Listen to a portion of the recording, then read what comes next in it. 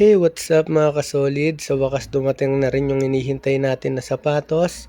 Itong sapatos na to mga kasolid is Anta Kaiwan Sotim. So, ang kanyang colorway is black, may kita ninyo naman. Tapos yung sapatos na to mga kasolid is napakamaalaga. Talagang hindi may initan yung paa natin sa loob kasi nga yung kanyang materials na ginamit sa kanyang body part is knit mesh. And then andyan yung logo ni Kyrie, ayan. Tapos yung kanyang outsole mga kasolid is napakamaalaga rin kasi napakamakapit, and then yung spike na hinahanap ninyo is maririnig ninyo dito.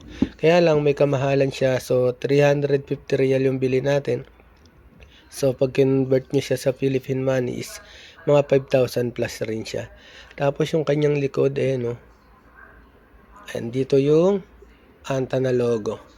Tapos yan, sa mga gustong mag-avail nito, mag-PM lang kayo sa aking Facebook page, and then sa aking YouTube channel, mag-comment lang kayo dito sa comment down below.